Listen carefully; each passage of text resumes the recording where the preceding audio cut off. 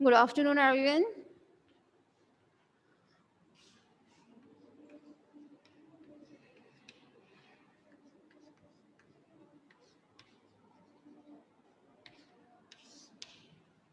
हाँ भाई, आप लोगों से कल सेकंड ईयर एक स्क्रीनशॉट लेने के लिए बोला था। आपके मुझे टॉपिक चल रहा है अब।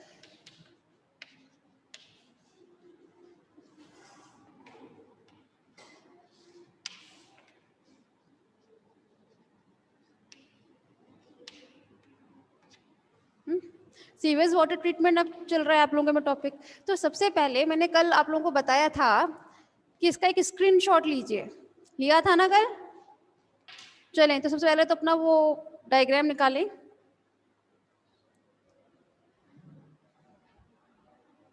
रितिका, आपने बेटा कल लिया था ना? यस और नो में तो जवाब दिया करें आप, क्योंकि मुझे बनाना नहीं पड़ेगा। ये लिया था, वेरी गुड। तो फटाफट से आप अपना वो डायग्राम निकालें। निकाल दिया? चलें, अब सबसे पहले आप ध्यान दीजिए कि मैंने एक जगह लिखा हुआ है रॉ सीवेज। रॉ सीवेज मतलब जो आपका सीवेज वाटर होता है। सीवेज वाटर मतलब क्या होता है? जो हम लोग नहाना, खाना, पीना, धोना, इन सब में जो यूज होता है, गंदा पानी जो होता है, वो क्या कहलाता है? आपका सीवेज वाटर कहलाता है। तो सबसे पहले वहां आपके सीवेज वाटर में जो आपका रॉ सीवेज है, ठीक है, वहां हम लेकर आते हैं अपने इस गंदे पानी को।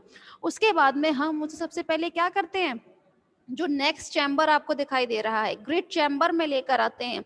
ग्रिट चैम्बर कौन सा चैम्बर होता है? यहाँ पर आपकी ऐसी अशुद्धियां दूर होती हैं, मतलब ऐसी इंप्योरिटीज दूर होती हैं जो आपकी सेटल डाउन हो चुकी होती हैं। ठीक है भाई, इसमें सी वाटर में, सीवेज वाटर में सॉरी, इसमें बहुत सारी इंप्योरिटीज ऐसी होती हैं जो अपने आप सेटल डाउन हो सकती हैं, है ना? तो इस केसेस में ग्रिट चैम्बर में क्या करते हैं हम उसमें ऐसी इंप्योरिटीज जो सेटल डाउन हो जाती हैं उन्हें पहले अलग कर लेते हैं। बाकी जितना भी आपका जो वाटर रह जाता है उसको हम नेक्स्ट चैम्बर में, जो स्लज चैम्बर है आपका, देखिए नेक्स्ट चैम्बर बना हुआ है ना, स्लज चैम्बर, वहां लेके जाएंगे। अब यहाँ पर क्वेश्चन आता है स्लज। स्लज क्या होता है? ये कल भी बताया था। स्लज वैसा, अगर आपको याद हो कल क्लास ली थी, तो जो माइक्रोब्स होते हैं वो आपके वाटर में प्रेजेंस, जितने भी ऑर्गेनिक मैटर होते हैं उनका क्या करते हैं, वो उनका डिकम्पोज करते हैं। और डिकम्पोज करने के बाद जो मैटर, जो सब्सटेंस आपको मिलता है वो क्या कहलाता है? वो स्लज कहलाता है। तो इस स्लज चैम्बर में माइक्रोब अपना फंक्शन करेंगे डिकम्पोजिशन का। ठीक, जो माइक्रोब्स, फिर से अपनी बात दोहराते हैं, यहाँ पे जो स्लज चैम्बर है, स्लज चैम्बर में आपका क्या होगा? डिकम्पोजिशन की प्रोसेस होगी। और ये डिकम्पोजिशन कौन करता है? माइक्रोब के थ्रू होती है। और किस पर होती है? ऑर्गेनिक मैटर्स पर होती है। अब ध्यान दीजिए जरा, यहाँ पर स्लज में, स्लज चैम्बर टू उसमें वेज में हो रहा है डिवाइड। एक तो आपके फिल्टर की तरफ जाता है, एक नीचे की तरफ, है ना? तो देखिए, सबसे पहले हम जो नीचे की तरफ जा रहा है आपकी पाइप, उस पर फोकस करते हैं। तो जो आपका डिकम्पोज हुआ था, ठीक है, जो भी सब्सटेंस आपका डिकम्पोज हुआ था, जो स्लज था, वो स्लज नीचे की तरफ, जो डिस्पोजल और ड्राइड लिखा हुआ है ना, डाइजेस्टेड स्लज, ठीक है, उस तरफ जाएगा आपका ये। और वहीं जो आपका फिल्टर की तरफ है, तो जो और आपका पानी रह जाएगा वो कहाँ जाएगा? आपका फिल्टर की तरफ जाएगा। ठीक है, दिख रहा है ना सभी को फिल्टर टैंक? अब फिल्टर टैंक यहाँ पर जो हम यूज करते हैं जनरली, वो यूज किया जाता है ट्रिकलिंग फिल्टर।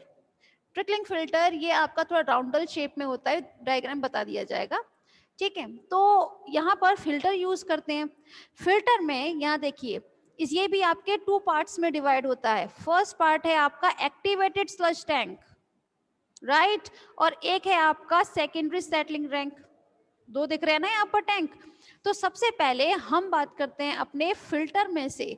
जो चीज फिल्टर होगी क्लास, वो कहाँ जाएगी? एक तो आपका सेकेंडरी सेटलिंग टैंक दिख रहा है ना, वहां उसको हम भेज देंगे, उसको ट्रांसफर कर देंगे। लेकिन जो आपका सेट नीचे की ओर डिकम्पोज होने के बाद जो आपका शेष रह जाता है, अवशेष, ठीक है, वो कहाँ जाएगा? नीचे की तरफ देखें, जो एक्टिवेटेड स्लज टैंक बना हुआ है, ठीक है, एक्टिवेटेड स्लज टैंक में चला जाएगा। अब ये एक्टिवेटेड स्लज टैंक, ये देखिए आपके ऊपर से ये सेकेंडरी सेटलिंग टैंक दिख रहा है ना आपको, वो और एक्टिवेटेड स्लज टैंक, ये दोनों आपके एक ही चैम्बर में मिल रहे हैं, उसको हम क्या बोलते हैं, सेटलिंग टैंक। अब सेटलिंग टैंक से मतलब होता है, अगर हम बात करें अपने सेकेंडरी सेटलिंग टैंक की, तो यहाँ पर क्या होगा, यहाँ पर आपकी कुछ इम्प्योरिटीज जो होंगी क्या हो जाएगी, सेटल डाउन हो जाएंगी। ठीक, सेटल डाउन होने के बाद जो आपका प्योर वाटर है, ध्यान दीजिएगा सेकेंड ईयर, प्योर वाटर जो है वो आपका, या तो देखिए एक तरफ लिखा हुआ है फॉर टर्शरी ट्रीटमेंट, मतलब नेक्स्ट ट्रीटमेंट के लिए जाएगा वो, ठीक, या फिर उसको हम क्या भेजेंगे, नीचे की तरफ एक टैंक और बना हुआ है सेटलिंग टैंक, ठीक, वहां पर जाएगा आपका।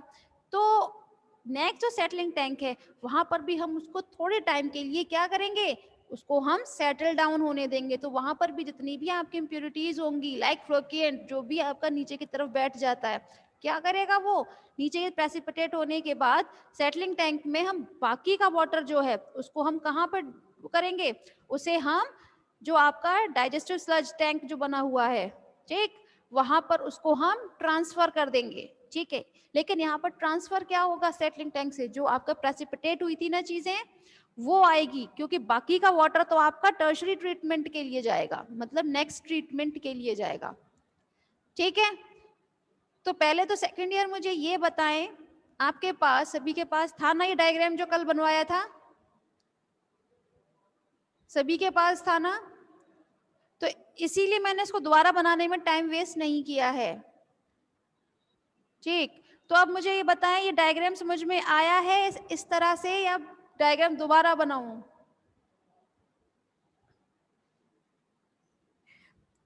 बताएं सेकंड ईयर,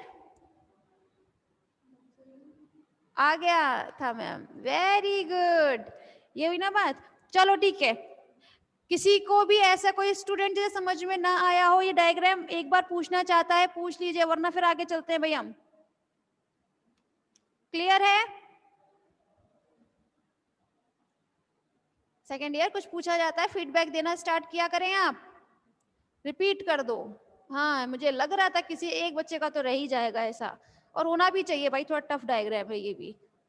देखें जरा, स्टार्टिंग में आपके पास लिखा हुआ है raw sewage, raw sewage, sewage मतलब क्या होता है, सीवेज माने वो गंदा पानी होता है जो से हम यूज कर चुके होते हैं, बताया था ना आप सभी को, जो हम खाते हैं या नहाने में, कपड़े धोने में और भी चीजों में जो हम गंदा पानी कर देते हैं, वो सारा पानी क्या कहलाता है, सीवेज वाटर कहलाता है। अब वो सीवेज वाटर हम नेक्स्ट चैम्बर में लेके जाते हैं, जिसका नाम क्या होता है, ग्रिट चैम्बर। देखिए नेक्स्ट चैम्बर बना हुआ है ना आपके डायग्राम में, ग्रिट चैम्बर, हम इसे नेक्स्ट चैम्बर ग्रिट चैम्बर में लेके जाएंगे। अब ये ग्रिट चैम्बर में होता क्या है, यहाँ पर आपकी ऐसी इम्प्योरिटीज जो थोड़ी सी भारी होती हैं, जो मतलब नीचे सेटल डाउन हो जाएंगी, तो वो नीचे की तरफ चली जाएंगी। देखिए प्रेसिपिटेट होने का एक पाइप जा रहा है ना नीचे की तरफ, लैंडफिल, वो नीचे चले गए आपके, बाकी का जो वाटर रहता है, ठीक, उस वाटर को हम कहाँ लेके जाएंगे, अपने नेक्स्ट टैंक में, जिसका नाम क्या है, स्लज टैंक, दिख रहा है ना सभी को। अब ये स्लज टैंक में क्लास होता क्या है, स्लज टैंक, स्लज पता है सभी को, स्लज क्या होता है, माइक्रोब्स के डिकम्पोजिशन करने के बाद जो ऑर्गेनिक सब्सटेंस का जो डिकम्पोजिशन होता है, तो उसके बाद जो सब्सटेंस बचता है उसे हम क्या बोलते हैं, स्लज, ठीक है। तो स्लज टैंक मर क्या होगा, यहाँ पर होगी डिकम्पोजिशन की प्रोसेस, डिकम्पोजिशन की प्रोसेस से मतलब है यहाँ पर डिकम्पोजिशन कौन करता है, माइक्रोब्स करते हैं, ठीक है। माइक्रोब के थ्रू यहाँ पर क्या होगा, डिकम्पोजिशन होगा।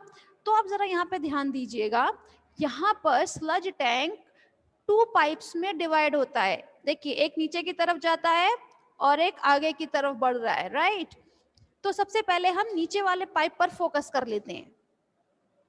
तो ये नीचे की तरफ जो एक नेक्स्ट चैम्बर बना हुआ है, वहां लिखा हुआ है डाइजेस्टेड स्लज। तो जितना भी डिकम्पोजिशन होने के बाद सब्सटेंस बचा था वो कहाँ जाएगा, नीचे की तरफ आपके डाइजेस्टेड स्लज टैंक में जाएगा, ठीक है। वहां पर आपका और भी स्लज जो है वो इकट्ठा होने वाला है एक्चुअली उस लास्ट टैंक में, ठीक। तो हमने क्या किया, हमने उस टैंक में ले जाके स्लज को रख दिया, उसके बाद जितना पानी आपका प्योर वाटर था, एटलीस्ट यहाँ पर हम प्योर वाटर तो नहीं इसको हम रिकमेंड करेंगे, इसे हम क्लियर वाटर कह सकते हैं compare to before water.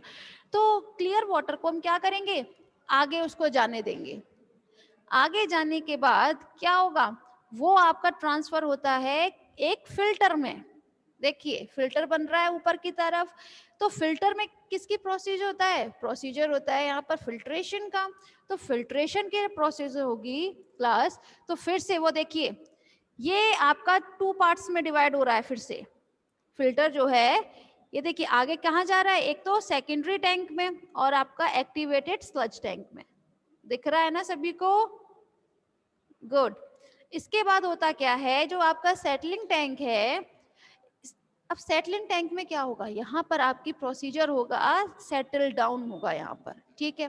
Settle down हो जाती है जितने भी आपके ऑर्गेनिक मैटर्स हैं, ठीक है, इसमें जितनी इम्प्योरिटीज है वो क्या होगी, कुछ कुछ इम्प्योरिटीज सेटल डाउन हो जाएगी और वो फिर नीचे की तरफ जाएगी।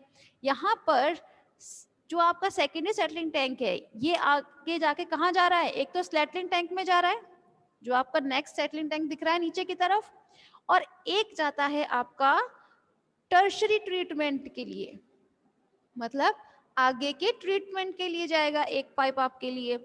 तो अब इसमें करना क्या है, मैम टर्शरी ट्रीटमेंट के बारे में थोड़ी देर में बात करेंगे, पहले हम सेटलिंग टैंक की बात करते हैं। तो सेकेंडरी सेटलिंग टैंक में से जितना पानी क्लियर होगा वो नीचे सेटलिंग टैंक में जाएगा, यहाँ पर भी कुछ आपकी इम्प्योरिटी सेटल डाउन होंगी, ठीक। उसके बाद क्लियर वाटर कहाँ जाएगा, आपके टर्शरी ट्रीटमेंट मतलब नेक्स्ट ट्रीटमेंट के लिए। और जितनी चीजें आपकी सेटल डाउन हो रही हैं इतनी सब प्रोसेस में से, चाहे आपकी फिल्ट्रेशन वाली प्रोसेस हो, चाहे सेकेंडरी सेटलिंग टैंक में हो, चाहे एक्टिवेटेड स्लज टैंक में हो, इन सभी में से स्लज होता हुआ कहाँ जाएगा, सबसे नीचे की तरफ एक चैम्बर बना हुआ है, कौन सा है वो है आपका डिस्पोजल चैम्बर या फिर डाइजेस्टिव स्लज चैम्बर, ठीक है। यहाँ पर कौन काम करेगा, यहाँ पर आपके एनएरोबिक बैक्टीरियाज काम करेंगे। एनएरोबिक बैक्टीरिया से मतलब होता है जिन्हें ऑक्सीजन की रिक्वायरमेंट नहीं होती है डिकम्पोज करने के लिए किसी ऑर्गेनिक मैटर को, है ना। तो वो क्या काम करेंगे, फिर आपका स्लज को जो है वो डाइजेस्ट कर देंगे एक तरीके से, ठीक। फिर यहाँ से हम क्या करेंगे, उस स्लज को बाहर निकालेंगे, उसको सुखाएंगे और सुखाने के बाद में उसको क्या करेंगे, एज अ खाद, एज अ फर्टिलाइजर उसको हम बेच सकते हैं, ठीक है। ये जो मार्केट में आती है ऑर्गेनिक खाद, वो क्या होती है, यही तो होती है। अब क्लियर हो गया सेकेंड ईयर,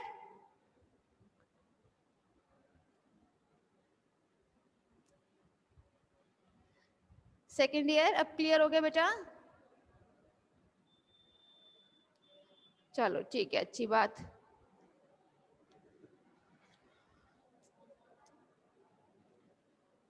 अब आगे चलते हैं हम।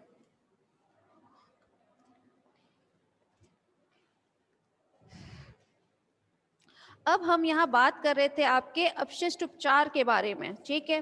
अपशिष्ट उपचार हम लोगों ने सीख लिया। अब एक काम करते हैं, हम लोग अपना एक टैंक देखते हैं, चौक कहाँ है, ये रही चौक। एक डायग्राम देखते हैं स्लज टैंक का।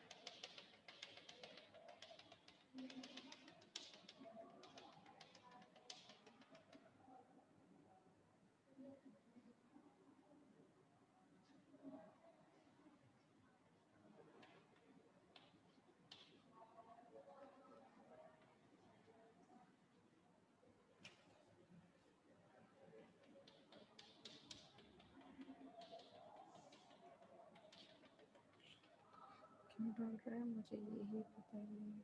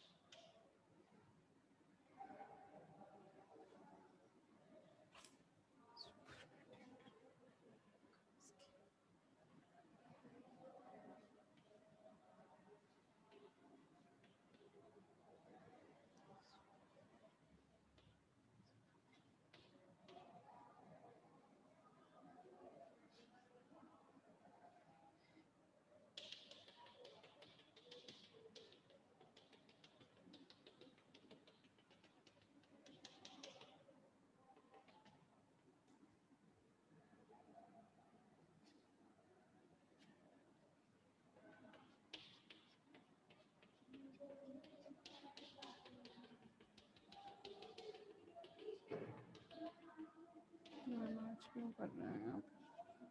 तो मैं वैसे ही नहीं करूँगा। ऐसे भी ये सब चीज़ें आप लोगों ने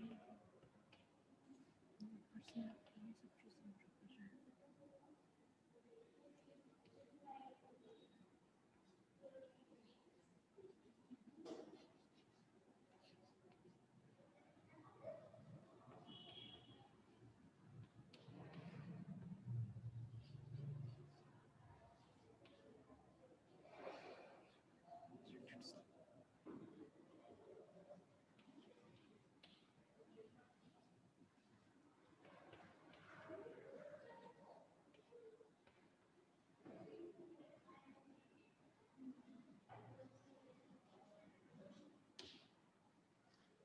हाँ भाई, सेकेंड ईयर जरा ध्यान दीजिए आप प्लीज।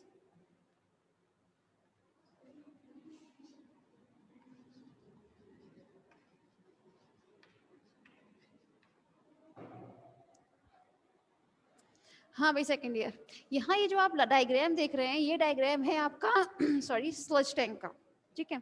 किसका है ये डायग्राम है आपका स्लज टैंक का, ठीक है। इसमें होता क्या है, अभी आप लोगों ने पूरा मेथड देखा किस तरीके से इसका ट्रीटमेंट हम लोग करते हैं। अब आप लोग यहाँ देख रहे हैं कि ये टैंक किस तरह से होता है। यहाँ देखें, यहाँ सबसे पहले मैंने लिखा हुआ है स्लज इनलेट। स्लज इनलेट से मतलब है हम यहाँ से किसकी एंट्री कराएंगे, स्लज की, ठीक है।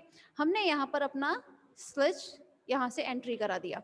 उसके बाद यहाँ पर जब किसकी एक्टिवेशन क्या होगा, यहाँ पर डिकम्पोजिशन की प्रोसेस होगी। तो डिकम्पोजिशन की प्रोसेस के थ्रू यहाँ पर कुछ गैसेस फॉर्म होती हैं, जैसे मीथेन गैस लिखा हुआ है ना, और भी कुछ अलग अलग तरीके की गैसेस बनती हैं। ये देखें, इन गैसेस का यूज होता है। जैसे अगर हम मीथेन गैस की हम बात करें तो मीथेन गैस अभी आप लोगों ने थोड़ी देर पहले जो पूरा ट्रीटमेंट देखा था, ठीक है, उस पूरे को उस मशीन्स को चलाने के लिए जिस भी गैस की जरूरत पड़ती है, ठीक है, तो वहां पर हम कौन सी गैस यूज करते हैं, मीथेन गैस। तो मीथेन गैस हमें यहीं से यहीं मिल जाती है, हमें कहीं जाने की जरूरत नहीं होती है उस पूरे संयंत्र को चलाने के लिए, ठीक है। तो हम जब भी उस चीज को एक्टिव करते हैं तो हमें जो गैस चाहिए होती है मीथेन गैस, वो हमें इसी स्लज टैंक से मिल जाती है। जो आप लोगों ने थोड़ी देर पहले स्लज टैंक देखा था ना, ग्रिड चैम्बर के बाद में जो था, उसी चीज को अब थोड़ा सा यहाँ पर डिटेल्ड में बताया जा रहा है। क्लियर है। उसके बाद में होता क्या है, आपके पास इसमें किसकी प्रोसेस होती है, डिकम्पोजिशन की प्रोसेस होती है। डिकम्पोजिशन के बाद देखिए यहाँ पर सुपरनेटेंट रिमूवल लिखा है। क्या चीज, यहाँ से हम क्या चीज हटाएंगे, यहाँ से हम सुपरनेटेंट हटाएंगे। अब क्वेश्चन ये आता है कि एक सुपरनेटेंट क्या होता है ना, जरा ध्यान दीजिएगा।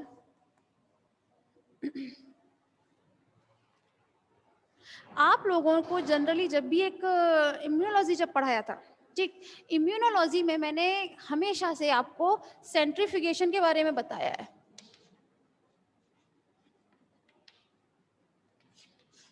बताया ना सेंट्रीफ्यूगेशन में हम किस तरीके से क्या करते हैं।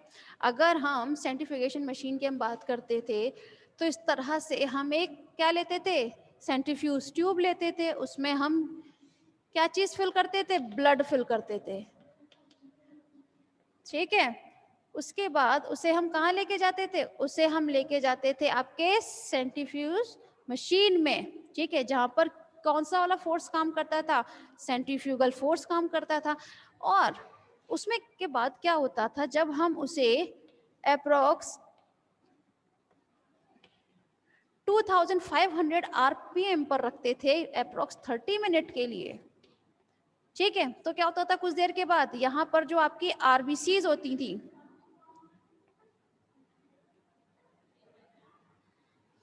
ठीक है, यहाँ पे जो आपकी आरबीसीज होती थी वो तो नीचे सेटल डाउन हो जाती थी, ठीक है, और आपका सीरम जो होता था वो ऊपर आ रहता था। यही तो बताया जाता था हमेशा। इम्यूनोलॉजी में कई बार हम लोगों ने इस प्रोसीजर का किया है जिक्र, है ना।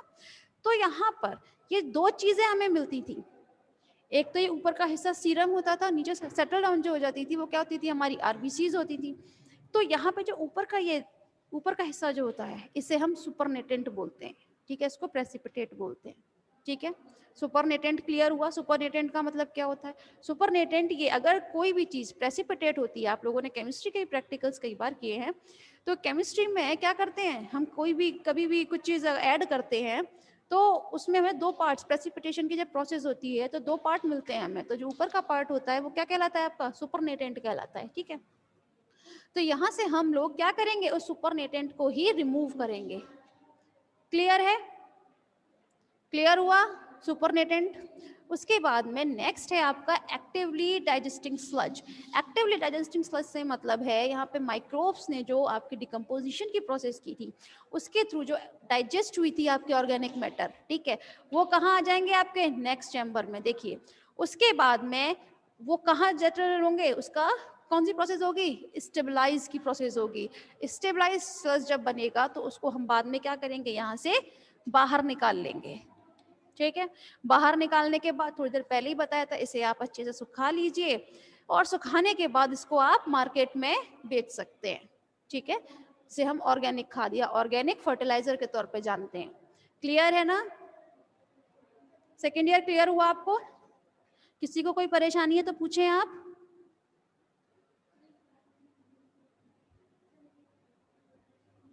क्लियर हो गया? ठीक है,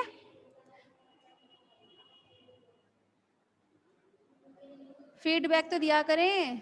सेकेंड ईयर किसी को परेशानी है? नहीं, जल्द से जल्द फीडबैक दें आप।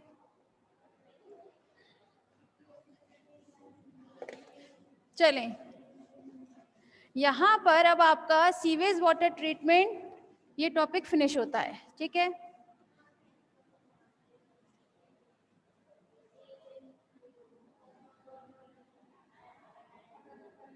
अब जो आपका नेक्स्ट टॉपिक आता है वो है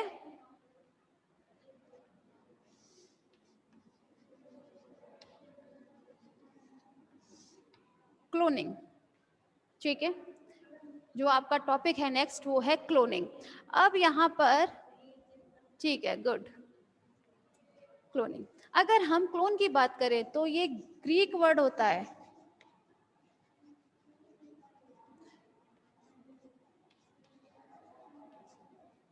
क्लोन, ठीक है। ग्रीक वर्ड क्या है? क्लोन, जिसका मतलब हो जाता है आपका कॉपी, ठीक है। तो यहाँ पर जो प्रोसीजर चल रहा है वो है क्लोनिंग। क्लोनिंग में क्या होगा, यहाँ पर आपकी कॉपी होती है, ठीक है, कॉपी फॉर्म होंगी और ये कॉपीज जो होती हैं वो होती हैं आपकी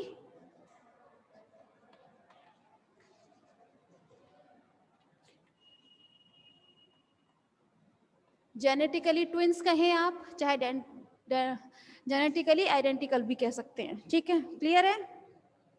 चले मैम, ये क्या कमेंट क्या आया है, आपने बताया नहीं।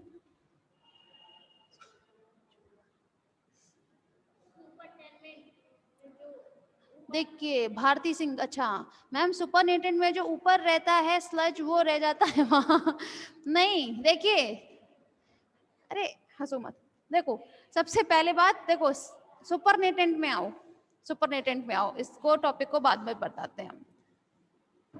सुपरनेटेंट की बात चल रही थी, ठीक है। सुपरनेटेंट अभी थोड़ी देर पहले जो आपको डायग्राम बनाया था उसमें सुपरनेटेंट जो ऊपर वाला हिस्सा रहता है, भाई स्लज जो है वो तो नीचे बैठ जाएगा ना, सेटल डाउन हो ही जाएगा, क्योंकि उस पर किसने काम किया होता है, माइक्रोब्स ने काम किया होता है। तो डिकम्पोजिशन के बाद जो ऑर्गेनिक मैटर होता है वो आपका नीचे बैठेगा, ठीक है। सुपरनेटेंट जितना भी आपका क्या रहेगा, थोड़ा सा क्लियर वाटर, वो उसको हम बाहर निकाल लेते हैं। अब क्लियर हुआ यहाँ पर? सुपरनेटेंट से मतलब, देखिए एक्चुअली सुपरनेटेंट का मतलब होता है ऊपर वाला हिस्सा। कोई भी चीज अगर प्रेसिपिटेट होती है तो वो दो चीजों में डिवाइड हो जाती है। तो एक तो प्रेसिपिटेशन का वो रहता ही है प्रेसिपिटेट, और ऊपर जो रहता है सुपरनेटेंट कहलाता है आपका। क्लियर है? हाँ भाई बताएं आप क्या नाम है? ओके मैम अब आ गया, ठीक है। हाँ भाई